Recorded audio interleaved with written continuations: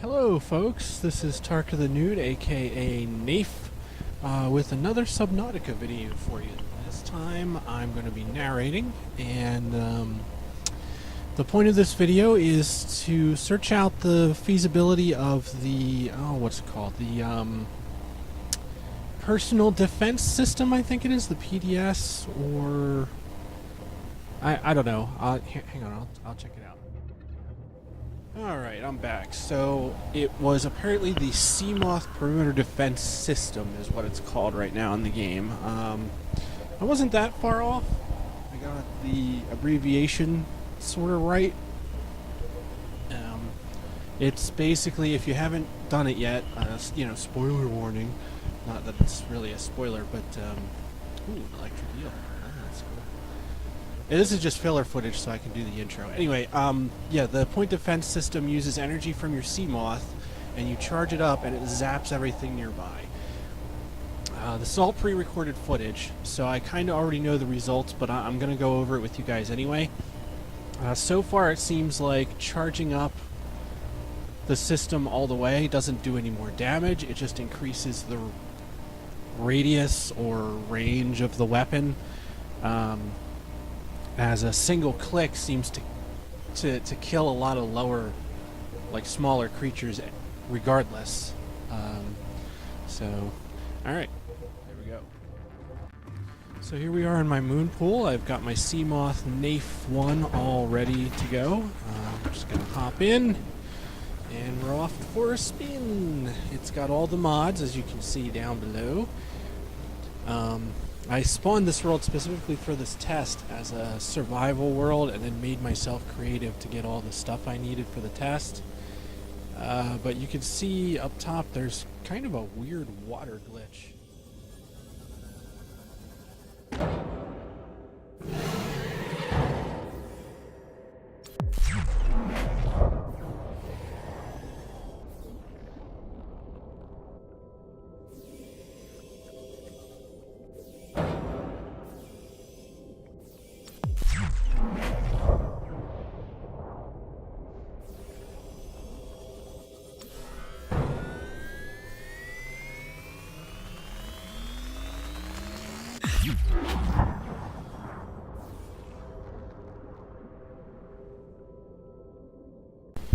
Okay, so it certainly seems to work fine on the Stalkers. You zap them and they sort of run away for a little bit, although they don't seem to lose interest that quickly or for that long anyway.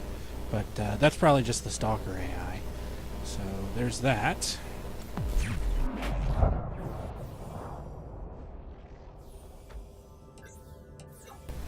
So here I found some of those little red biting fish. I forget what they're called, but they seem to swarm you in groups, especially after you've been bleeding. And they're smaller fish, so I already know what's going to happen to them.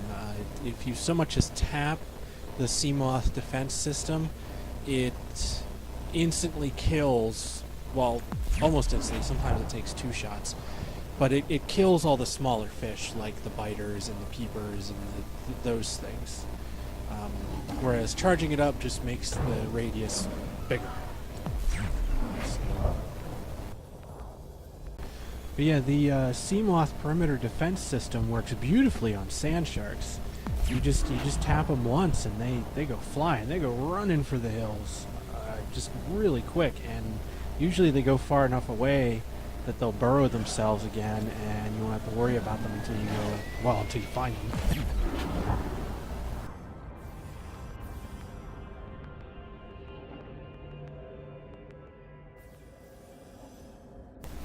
Alright, so now I'm in the mushroom biome, which is not that far out, but pretty far out if you're especially new to the game.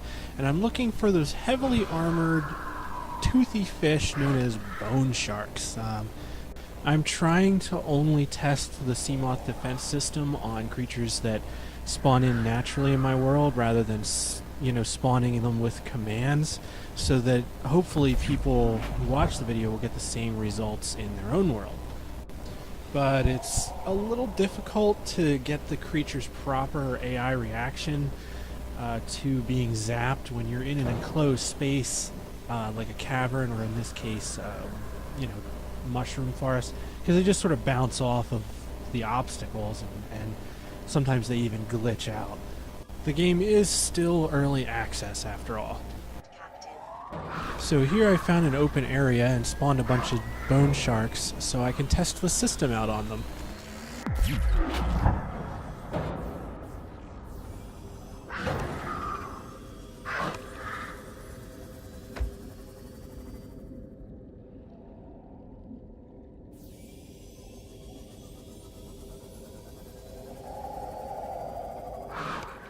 Wow, so that is incredible. It looks like I actually killed a bunch of them. Yeah, oh.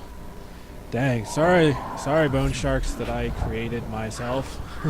Regardless, it certainly works pretty well on Bonesharks, and it looks like the Bonesharks don't have that much health either, so well, that's interesting.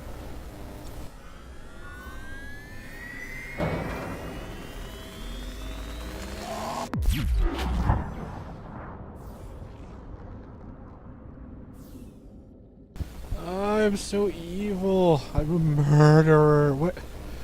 No! I killed one of the jellyfish thingies or whatever. The jellyfish. No. Now's the part of the video where we come to the ubiquitous Reaper Leviathan. Spanning nearly 500 meters in length, the Reaper Leviathan, as some call it, is a member of the Leviathan genus and subsists primarily on a diet of reefbacks and Seamoths. They can be commonly found in any area of high radioactivity. But, okay, serious now, serious. The defense system works pretty good on Reapers, actually, but I just wanted to go over some of their traits and a little bit of their behavior for people, because there seems to be some arguments on the internet. Surprise, right?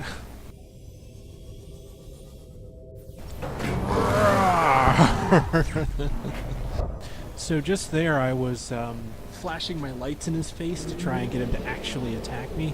I've kind of noticed that the Reapers tend to just sort of ignore you unless you do something to particularly piss them off or just swim directly in front of their path. I don't think I have the footage anymore, but when I first started this idea of testing out the creatures in Subnautica, I actually was behind the Aurora ramming into a Reaper, trying desperately to get it to attack me, and it wanted nothing to do with me unless I swam directly in its path and it ran its face into me. I wouldn't take any damage or anything. And I remember eventually getting it to aggro to me and then having it chase me back to my home, but as soon as I was out of its perception range or aggro range or whatever you want to call it, it just immediately returned to where I found it, and it remained there.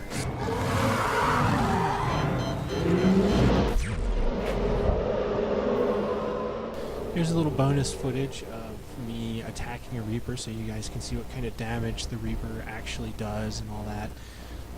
I just wanted to point out that I'm doing everything in survival, not creative, and then all my stuff, you know, I can take damage. I admit to a bit of fearlessness in these encounters, though, because this is all stuff that I just spawned with creative mode and, you know, free items and crafting stuff. So, I mean, it's a bit different when you've eked out a living surviving on the reefs and...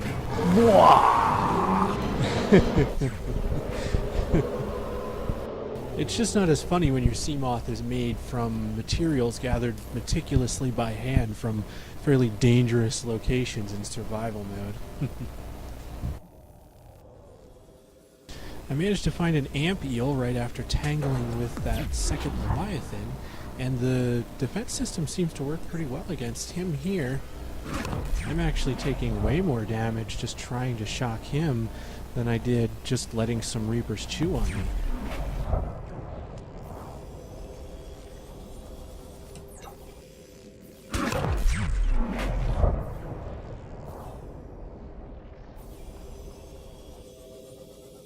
And with that last shock, I seem to have actually chased him away for good, although I run into my own ship getting out. I'm actually surprised it even works on them. I didn't think it would.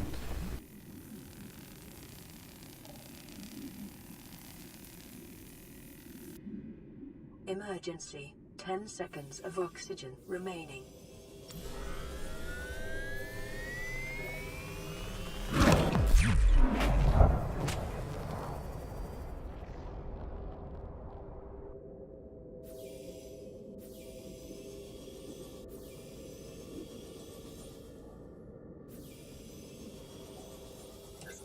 Now I'm going after a Crabsquid. I heard one while I was tangling with the Ampeel, if you can believe that. Here I'm listening for it to try and find it. If I can find the creatures naturally, I will do that first, and not spawn unless I have to. So far I've done pretty well. I've been able to find all of the ones I needed.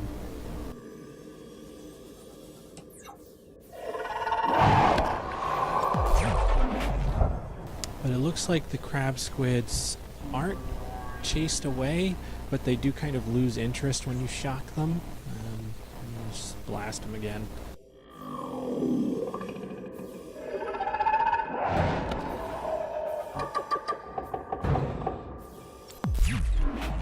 In my experience, the Crabsquids aren't that dangerous unless you get out of your Seamoth and you let them grab a hold of you, and then you just gotta hope that you can knife the crap out of them and make them let go.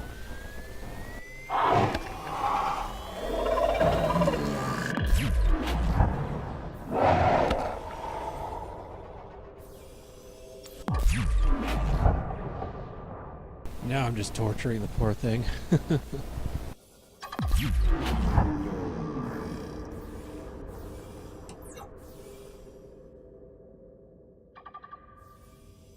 Here's some more bonus footage where I found a big reefback and just decided to shock the crap out of the poor thing.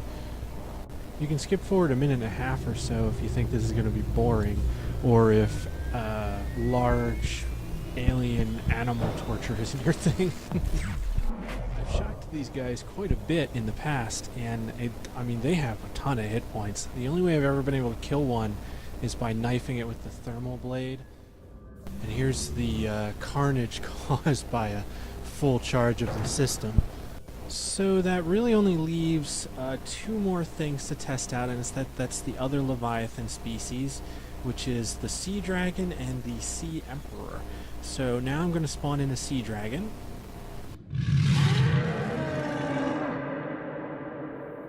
Man, is it just me, or does the Sea Dragon sound kind of like a cross between an angry bull and a pregnant cow? So now we got to try and catch up with him. The Leviathan species are really big, but they're also really fast. It just kind of doesn't look like it.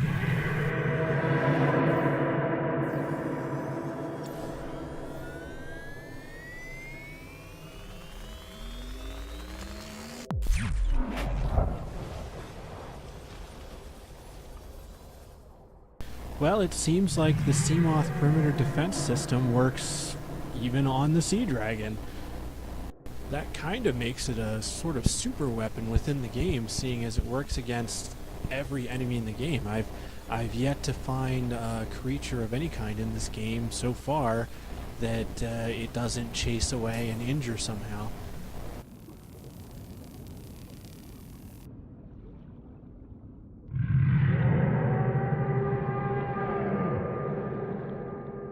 Oh my god, this guy is just majestic as fuck. How sweet is this game? I make fun of the Sea Dragon for kind of sounding like a cow and a bull, but it's pretty obvious that they're going for the Godzilla aesthetic all around with the Sea Dragon, in both its appearance and its sound. So now I'm going to spawn in a Sea Emperor, which is kind of unfinished and a little buggy. But since he doesn't work, and I don't think he's in the game yet, this is kind of the end of the video right here. So thanks for watching, guys. I hope you all learned something, and that maybe this helped you figure out the creatures in Subnautica a little more.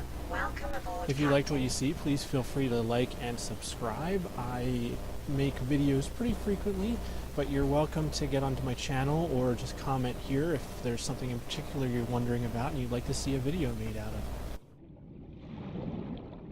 Welcome aboard, Captain.